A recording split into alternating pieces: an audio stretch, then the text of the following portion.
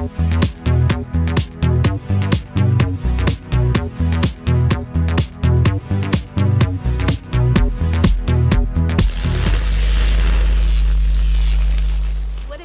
beautiful people, and welcome back to my channel.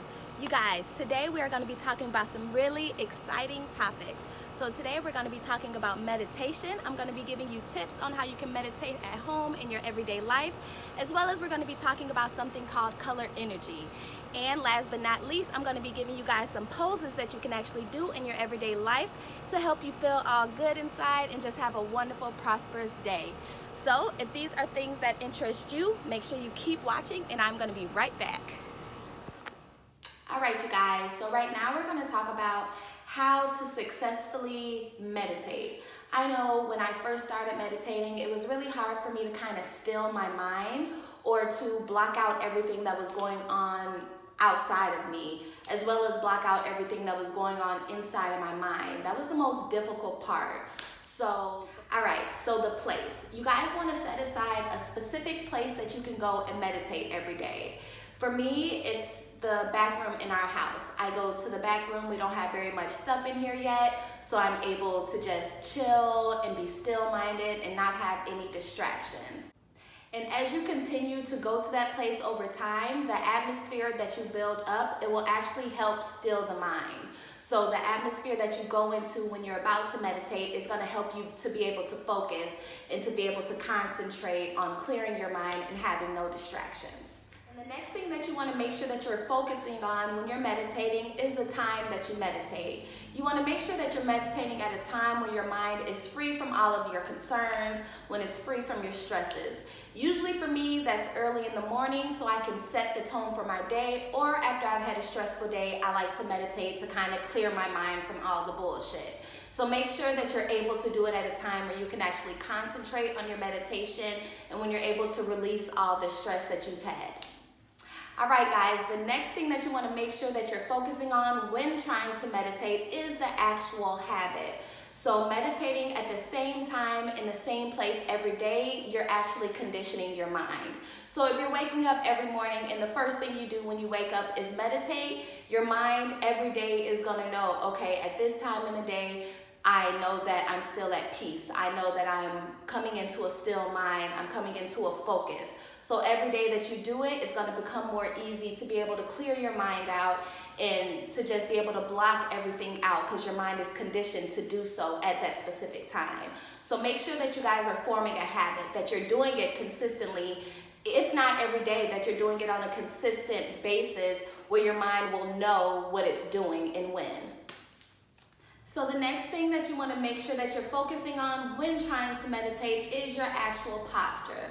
So you never want to, sit slouched or anything like that. You do want to make sure that you're just sitting strong, that your neck, back, and head are all in a straight line and facing, north or east. So you do want to make sure that you're just sitting strong and you're not slouching and you're allowing that energy to be able to flow through you freely.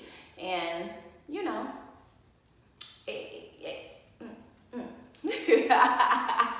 No, but for real, you do want to make sure that you're sitting up straight and that your posture is good and you are in a straight line.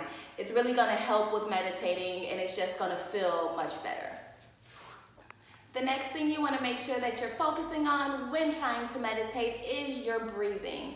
So you do want to make sure that you're regulating your breathing. Basically what that means is start with about a minute of deep breathing and then slow it down to where you're getting to the point where you're inhaling and exhaling for about 3 seconds each.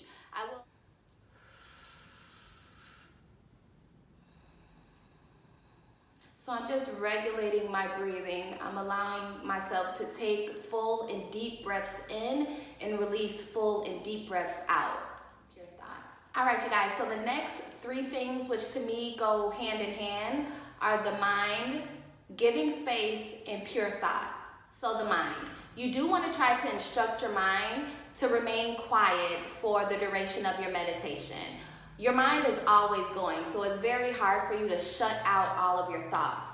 But the more you train yourself and the more you tell yourself to be still and be quiet, your mind will follow. So you want to make sure that you're training yourself to clear all of your thoughts and actually be in the moment and be still when you are meditating. giving space. So you do want to make sure that you're allowing yourself to give your mind space to wander and drift off. Like I said, it's naturally going to do that anyway. So the key is to make sure that you're bringing it back. So when you do see your mind drifting off or wandering off into something totally outside of what you're doing, make sure that you're bringing it in. And a really good way to do that is focusing on your breathing.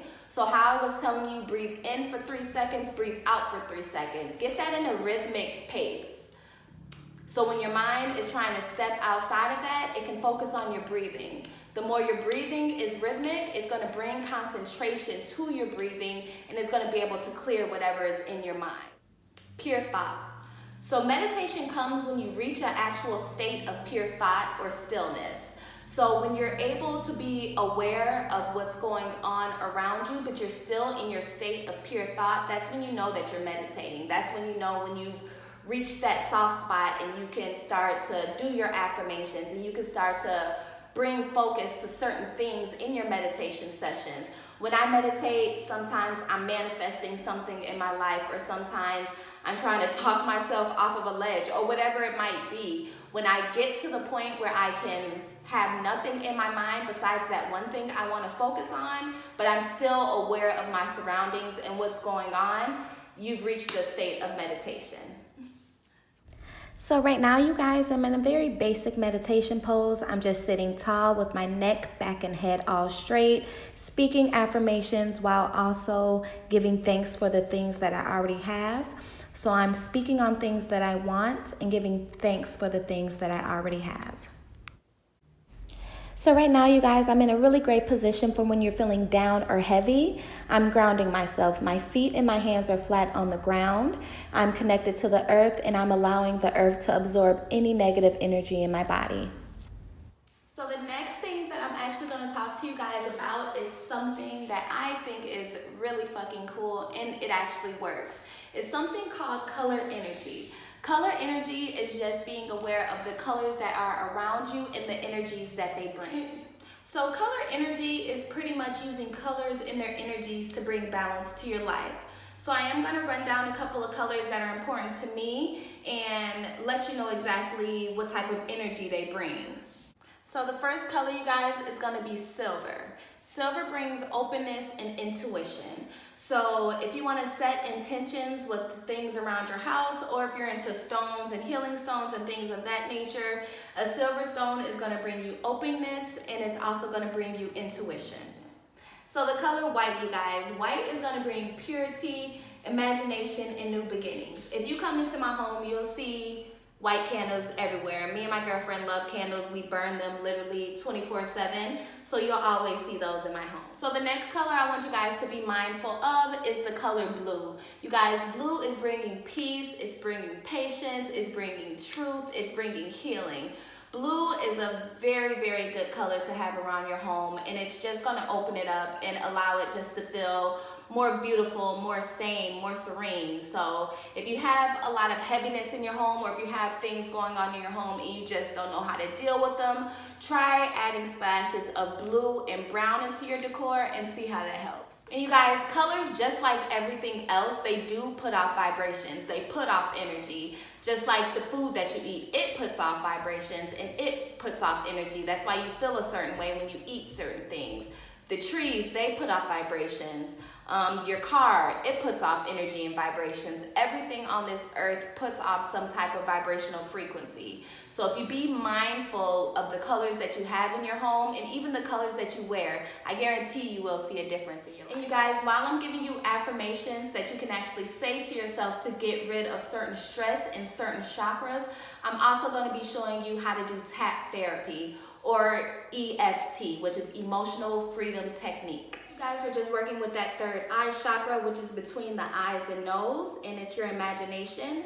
And we're just going to go ahead and do some affirmations.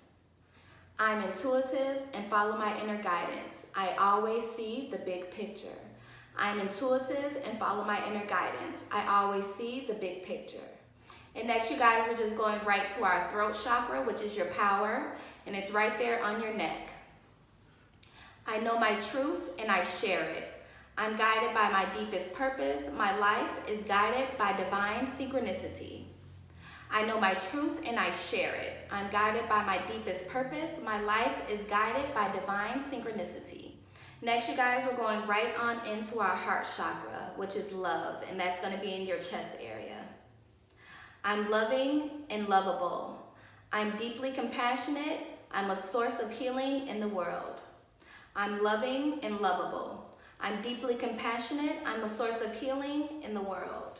So next, you guys, we're right here at our solar plexus, which is your wisdom. It's between your chest and your belly button.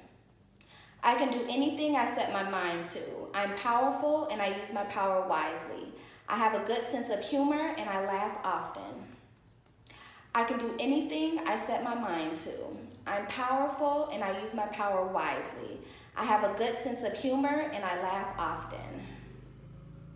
And next, you guys, we're going to do your sacral, which is order. That's right between your belly button and your waist. I'm creative and adapt. I'm sensual and a sexual being. I'm able to enjoy life and its pleasures. I'm creative and I adapt. I'm a sensual and sexual being. I'm able to enjoy life's pleasures. Right now, you guys, we're at the root, which is life.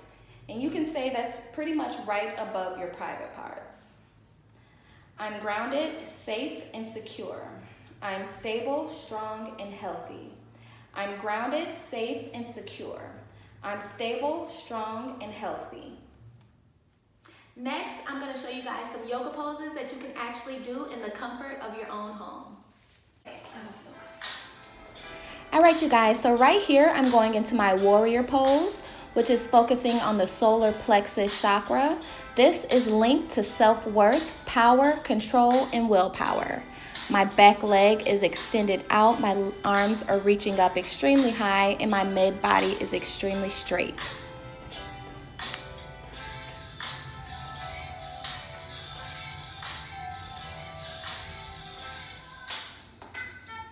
And right now, you guys, I'm in my goddess pose, which is for your sacral chakra. This is linked to creativity, self-respect, and your female reproductive system. Right now, you guys, I'm going into my camel pose, which is for your heart chakra. This is linked to your creativity and your self-respect. I'm just extending my back up. I'm reaching down to my ankles, and I'm just all zen. Yes. This is going to feel so good, you guys. Now we're going into our downward dog position, which is for your third eye chakra. This is linked to your clairvoyance, self-reflection, and mindfulness. You guys try to keep your feet as flat as possible and your body as straight as possible. Right now we are in a headstand, which is for your crown chakra. This is linked to the connection to the divine, your spiritual and mental well-being. And we are just all zen again, legs straight up, toes pointed. Right now, we went right into the shoulder stand, which is for your throat chakra. This is linked to your truth, your self-protection, and the communication of your wants. And I'm just keeping my legs straight. I'm breathing deep in and deep out, and I'm just zoned out.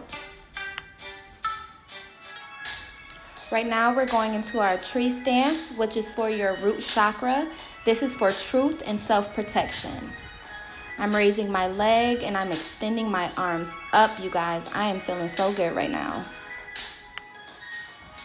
And you guys, after I've done some yoga poses or after I've meditated or anything, I always sit in this position. This is actually helping your heart out. It's making it so it doesn't have to pump or work so hard.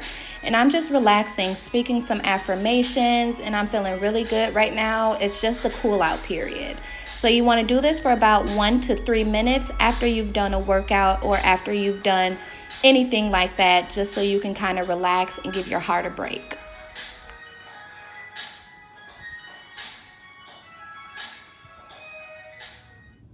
So you guys, I really hope you enjoyed this week's video. It was so much fun to make. Per usual, you guys, make sure you give this video the thumbs up. Make sure you subscribe to my channel and do not forget to hit that little bell so you can get a notification every time I upload.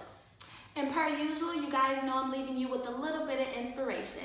This week's quote reads as follows: "Whatever the mind can believe and conceive, it can achieve." Bye, you guys.